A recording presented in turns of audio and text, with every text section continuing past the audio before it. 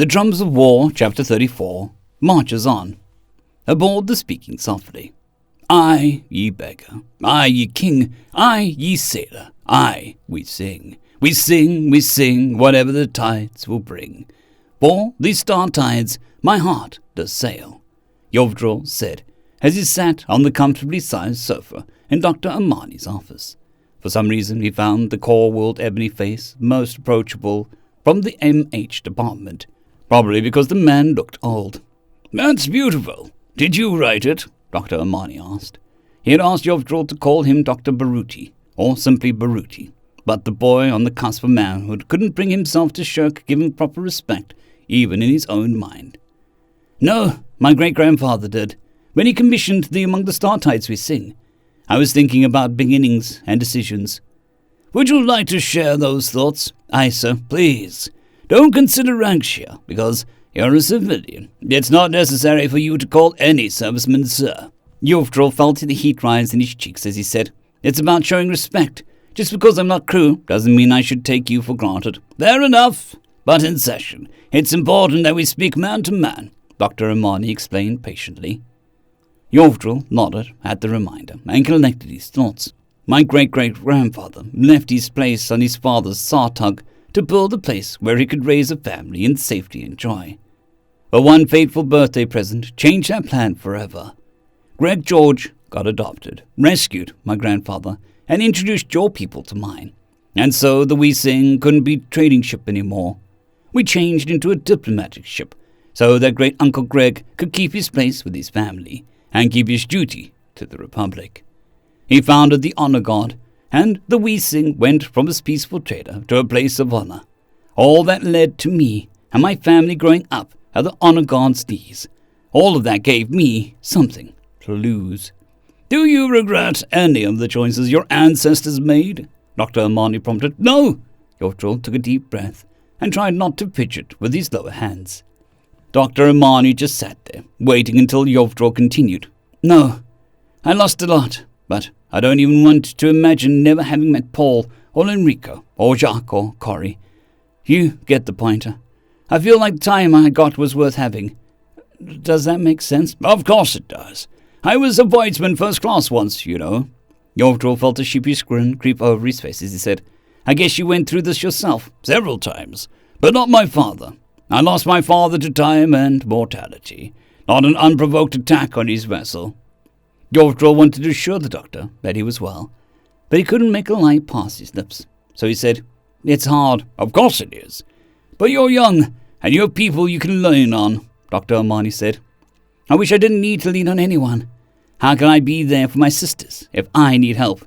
How can a shipboard trooper help his squad if he needs covering fire?" I know that in my head, but how I feel is that I should be the one helping, not being helped," Yovdrol admitted. "You probably won't need help forever," Dr. Amani encouraged. "Not in the sense you mean, but I would encourage you to make friends." "With who?" "The privates and the Voidswomen," Dr. Amani said. "They're not that much outside your age range, and you grew up around military men. They have There is always downtime on a ship, and you know where the wreck areas are." I can give it a shot," Yovdrol said carefully. "Good. I'm thinking of signing up with R&I. I'm only 2 years away from being old enough to embark, and I was reading that there are some gene therapies that your people have invented for star sailors to be able to survive Terran gravity." "Well, if I understand the tradition rightly, embarking is something that you should discuss with your mother, isn't it?" "Mom's busy wrangling the latest ambassador. Jacuvia is going to need a lot of aid. The clans too." "Well, as a Navy man, I'm a little biased towards service in general, and the Navy in particular. You could join one of the Star Sailors' law enforcement ships as your service if you want. You'd make Sire Reeve at the least in under 5 years, I bet." Yovdrol shook his head. "I know that by treaty it is accounted as service, but it's not the same. Without Terrans, without humans even, it isn't the same. Even the other Terrans aren't the same without humans there. You probably don't see it. But the Reeves and the Justicars jealously compete for shipboard R&I troopers. There aren't enough to go around." "I didn't know that," Dr. Amani said pensively. "Do we really make such a difference?" "Yes. One human makes the ship better. Everyone knows that." "Ah." In low orbit over Clans of Aldara Agri-World 7, Jax sped towards the ground in the Republican Naval Infantry drop pod. Corporal Jax sped towards the ground. He'd hit after his squad sergeant, but before his team. The same team he resisted the Exarch Dominion's invasion with on Nemudia. The same team he'd been training with under the gentle ministrations of the Lost Boys on the job training. He'd been a little surprised that his previous attaché service qualified him to be a non-com, and more surprised to learn that he'd had a Republican service record at all. He'd been a liaison between the Star Council, though enlisted, and that of the RNI in a joint anti-piracy task force. Well, that had been enough. Well, that and the combat. He hadn't really thought about his service since going home, and apart from the occasional Terran visitor to Namunda, he hadn't thought about the Republic much. Not until the day his life burned down. Not until the day that he was sure that the Star Council's ally would come to rescue his nation. He'd been right, of course, which was why when the Lost Boys had offered him a place, or rather a chance to qualify, he seized at the chance. So, he was speeding towards the ground in a drop pod.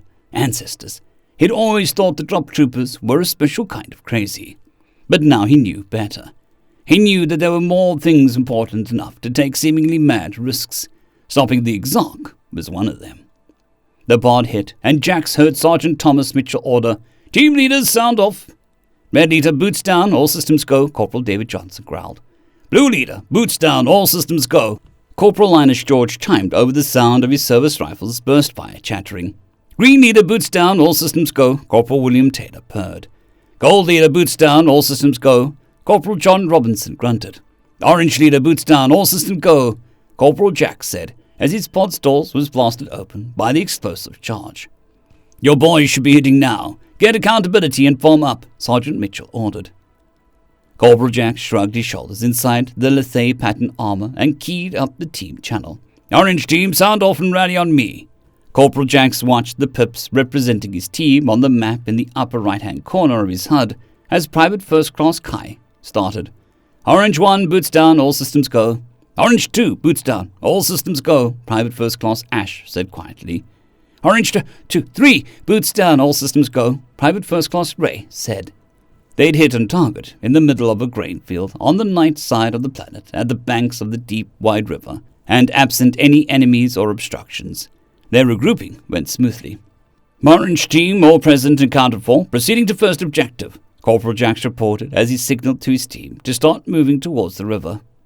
"Acknowledged. Keep your eyes up and make sure someone has your 6 down there," Sergeant Mitchell said, and Jax plunged into the river. It was rare for even a small formation to be monoracial in the RNI. The physical advantages of one race often covered for the disadvantages of another, or created combat options usually unavailable. However, the Lethe were semi-aquatic, and all of the Terran races were not. Therefore, the ability to have a small fire team able to utilize the muddy waters of the Great River to conceal their approach outweighed any considerations for balancing the advantages and disadvantages. Which was why Corporal Jax and his team were utilizing their power armor, augmented powerful rudder tails, to silently speed against the current towards the luxury resort that the Exarch had appropriated as their command center. Corporal Jax had thought he hated the Exarch for what they did in Namunda, but after he saw what they did to the Dynasticals on their worlds, he knew that he could never forgive them. Not for enslaving his people, and not for attempting to exterminate the Dynasticals. He was grateful that the enemy had such a valuable target so close to water. He was grateful to be spared the sight of their works on his approach. The water became clearer, and the current far calmer, as they swam into the depths of the lake, ever hugging its sandy bottom, and they spread out into a line formation as their sonar and radar projected a clear view of the open waters onto the insides displays of their faceplates. Corporal Jax could see the pylons of the dock that way. They were close. Seconds later, Corporal Jax was dragging a sentry off to the end of the dock to a watery doom as Private Ash whispered over the comms. "If they heard a splash, they don't care." The warrior struggled to swim, to claw towards the surface, as his last panic breaths left him in a stream of bubbles as Corporal Jax held him there saying, "Good. I want to get as close to their leaders as we can without alerting them. It's our job to disrupt their coordination in the area." "Aye, sir," his teammates replied. Corporal Jack smiled as he left the corpses drift on the current below the lake. He got to use the traditional line, "Don't sir me, I'm a corporal." In the lower aft battery of the Bellerophon, Able Voidsman Arthur Davis took a look over the firing solution sent from the bridge tactical officer, selected one, made a few adjustments according to new telemetry data from local sensors, and loaded the solution. "Shot prepared," he chanted, almost in cadence, and the magnetic coils of his gun sent the Ashcon Dobbins, or whatever they were called, a nice gift of iron shield breaker and tungsten rod tipped with a fission bomb penetrator with a heavy shuddering ka-tunk. "Shut out," he chanted. Lieutenant Hastings should have been strapped in at his station, as per safety protocol, but the man had the notion that such concessions made his men nervous. What made Able Voidsman Davis nervous was his commanding officer strutting around the deck in vac armor like no ship had ever taken a hit. Able Voidsman Davis tried not to think about losing his friend to the cold void of space in the event of a hull breach as he looked over a new set of firing solutions. It looked like the helmsman was putting the Bellerophon through her paces. However, since the proposed trajectories disagreed with local readings quite outside of the recommended tolerances, at least Midshipman Henry Thompson didn't follow the lieutenant's example. Yet. "That's a hit," Voidsman Elizabeth Foster chanted, also in gunner cadence. The Able Voidsman Davis discarded the proposed firing solution and pulled up ship telemetry data from navigation instead. He looked at how she was being sailed. He felt how she was slicing through the void, and entered in the variables for his own firing solution. The solutions disagreed with both local data and the bridge, but in about 2 seconds, they lined up. "Shot prepared," Chief Gunner's Mate Amelia Bennett chanted. "Shot out." "That's a hit," Voidsman Foster answered. Able Seaman Davis waited as leading Voidsman Charlotte Sinclair chanted. "Shot prepared. Shot out." "That's a hit," Voidsman Foster answered once again, and the numbers lined up. "Shot prepared, shot out," he chanted, and his gun shook the deck again. "Spot on, lad," Lieutenant Hastings said, breaking the gunner's cadence as he looked over Voidsman Foster's shoulder at the main display from long-distance sensors.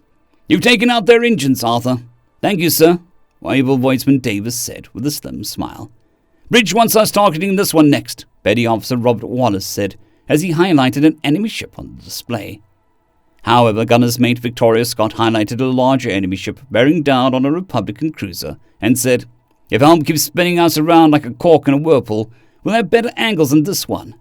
"The guns need a cooldown cycle," Voidsman Foster said quietly, "unless you want to melt the coils and make out battery useless for the rest of the fight."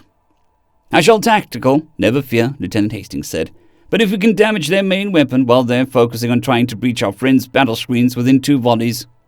"The guns can handle 2 volleys," Able Voidsman Davis assured his crewmates as he started working on an independent firing solution again. "They can handle 1 more volley. They might handle 2, Voidsman Foster said tersely. "We shall have to risk it, dear friend," Lieutenant Hastings said somberly. "The new ships can't be taken out at leisure. We've got to fight hard to win now." "Aye, aye," she sighed as she turned her focus back to her displays. "Capital," Midshipman Thomas exclaimed. "We should have the axe rows running by the time we need to run the cooldown cycle to be sure." "Exarch," Gunner's Mate Scott corrected. "Who cares?" Chief Gunner's Mate Bennett asked, while she tapped away at her own independent firing solutions. End of chapter. I'd greatly like to thank our Tier 5 channel members, Casper Arnholtz, John Creighton, Manatharia, 050, Dragzoon WRE, and Elijah Silvercross. Thank you very much.